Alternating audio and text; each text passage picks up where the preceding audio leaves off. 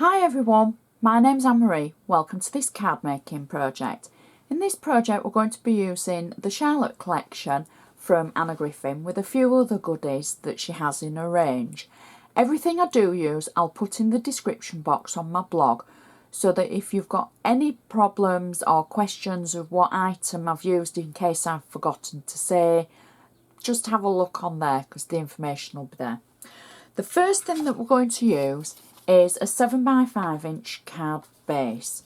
Again, I know I say this every time, my favourite size, but it is the perfect size for a card. And it's not too big to cover, it's not too small. For any new viewers, this is a cardometer. It's something I've made and designed, and it shows you what size of card that I'm going to be working with, and it gives you a perspective at home of the size that the card is. We're going to be using it landscape, so the first thing I'm going to do is use my bone folder, and this is a tool that's available from Anna, and it helps scoring and folding cards, and you simply run it along the edge to make sure that that is a nice sharp smooth edge, stands up nicely and it looks professional. So the first thing we're going to do inside our card, now I'm going to be using our card landscape. Again, this is my favourite position for cards as well. I really do like the landscape. So it's one of my favourites is this one. It's such a pretty card, so I hope you like it. Now the inside is really simple but really effective. The first thing I've got is a piece of ivory cardstock paper. Now don't get strung up about the weight of this because it doesn't matter. It's just the fact that you're putting something in the inside of the card rather than just stamping straight on it and then doing the front. It just adds that little bit extra for the person that's opening it. So what I've done is I've cut a piece of ivory cardstock paper, and I've actually used the Spellbinders Rectangle B cutting mats and layers dies, and it's the largest one in the pack. I've cut it and then I've inked using Anna's, it's like a pinky plum colour from the Summer Fall collection, and I've just tapped the ink pad around the edge just to give it a contrast of tone. And then from the same kit, I don't know the name of the colour because I haven't got the name of the colour on mine, so I'm going to say the paler of the two blues. I've stamped one of the 22 clear birthday stamps, and it says happy birthday to you, and that's all I've done for the inside, well, for this piece of the inside. Very simple. However, we're going to jazz it up just slightly with something. So we position that through the centre. Now one thing that I'm going to use on the front is one of Anna's foil layers. Now this was a frame, and I've actually cut it away out on the outside, and then I've cut away the inside as well. And I'm simply going to position this around our stamped insert message. And I've got double-sided tape on the back just for quickness. And let's have a look. And I just want to show you that I've actually cut this using scissors rather than my craft knife, because I know a lot of you sort of say that you can't use a craft knife, or you haven't got the patience or the capability, etc. So I just want to show you that you can use your scissors. It doesn't have to be with a craft knife.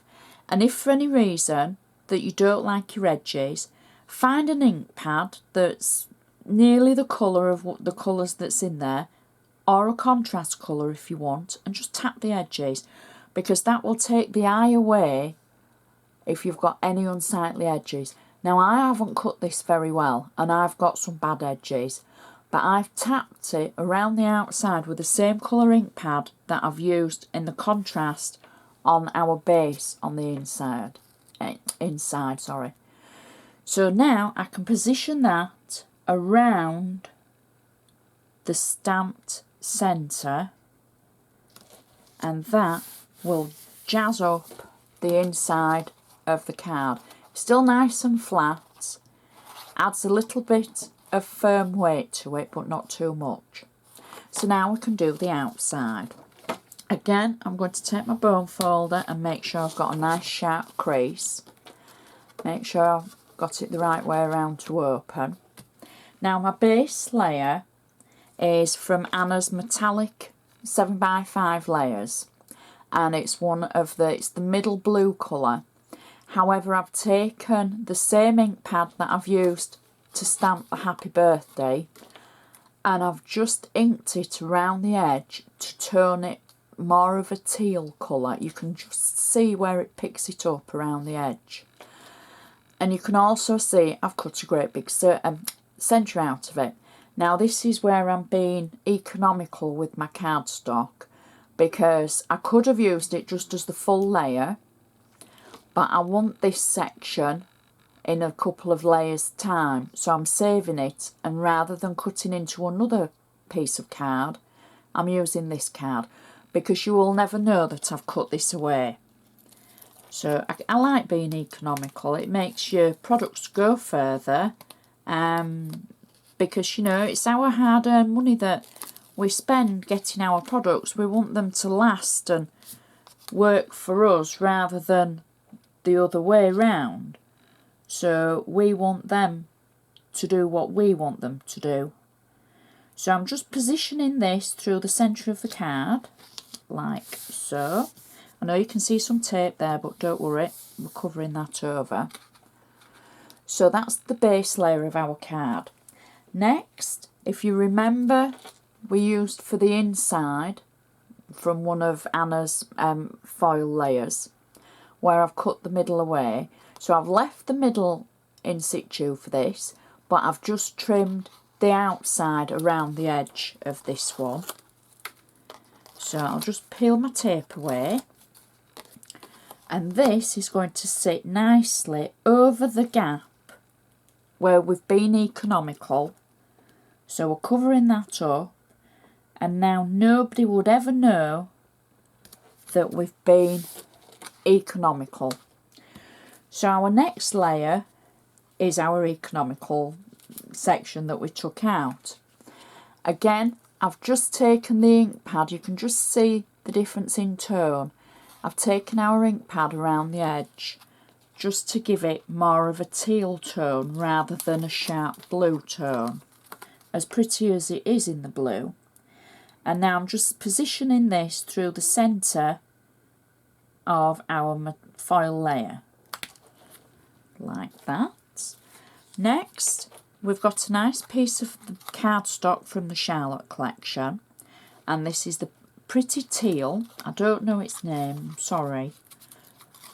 And I've got tape on the back of it, and I'm just going to simply place it over the layer that we've just added, like so. Now I've got two fretwork dies, die cuts that I've made, and this is from the Fretwork 2 collection, and I'm just adding a little bit of glue on the back of them, and I'm simply going to position them nearly to the centre, like that. And I'm going to do the same with the second one, and I've used Anna's Perfect Palette cardstock for this, just because I wanted it to match up to the cerise colour from the Charlotte paper that we've used. So I'm adding those two like that. So there they sit nicely together through the centre. Next, from the Charlotte collection, there's some little bags of embellishments. Now I've taken the fishtail, swallowtail, tent tail, flag tail, and I've added flat tape on the back of that, and I'm just going to simply position that through the centre on top of the fretwork dies that we've just added. And then there's also some sentiments in the Charlotte collection, and I've taken one that says "You are my favourite." I've added 3D foam on the back of it, and I'm simply going to position it just over the swallowtail that we've just added, like that. So you can just see the bottom of the tail, and our sentiment is just over the edge of our fretwork die cuts. Now I'm going to add some flowers from the Charlotte collection. These are such pretty flowers, and I'm spoilt for choice. I don't know which to use. I've been saving these because you know what, I didn't want to use them. To be honest, I've got one sheet of these and I thought, oh no, I really don't want to use them. I want to save them for me. So, but I'm not doing, I'm sharing. So I'm going to take, I think, this flower, because I want one that faces left and I want one that faces right. So because these are stickers, you can carefully peel them away from the carrier sheet that they're on, and then position them onto the card. So we'll place one there, and we'll take the second one from the sheet at the bottom. So you peel the base away nice and carefully, little delicate flowers. Make sure you peel the leaves away as well, and there we go. So I can position this one to the other side. Now you see, I said there was left and right facing, but there isn't. But it doesn't matter because they're still so beautiful. But if I don't correct myself, there you see, somebody else will do that for me. So, I'm so naughty, aren't I? So those are my two flowers at either side. Now I'm going to finish this off with a handmade bow. And I've picked a gorgeous teal satin colour that I've got in my stash. And I've just tied it. If anybody needs to know how to tie a bow, when we had the 31 days of tricks and techniques, one of the days was how to tie the perfect bow. So please check it out. So I'm just going to position that at the top of the card above the sentiment. I've already got tape and foam on the back of our bow, and that will just sit nicely there to finish off our card. And that is so pretty. Now, because I've just noticed something, because I am a perfectionist. Now my sticker is a little bit low down on this side, so I'm going to simply peel it off, and I'm going to just make sure that it's on the same level as the other side. Now this is just me, you don't have to, you simply do your own thing, do whatever you feel you're happy with. So, and that's me making myself happy now, because I would have photographed it and I would have been thinking, oh, it's a bit crooked. So that is our card finished. It's really pretty. We've got the contrasting colours. We've got the cardstock from the Charlotte collection and the stickers, the foil layer. We've got the metallic layers, and then the sentiments from Charlotte, and then the contrast in the darker colour from the fretwork dies. And then all that matches in to the insert with our metallic frame and the same colour stamp. It's just such a pretty card, it really is, and I adore these stickers. So I'm going to save some of them, so don't worry. So it stands up nicely. It will just stand proud on any mantelpiece, would that. So feel free to comment, let me know what you think. Let me know if you like it, if these are your favourite stickers. Which are your favourite stickers? Do you have a favourite, or can't you choose? Is there too many?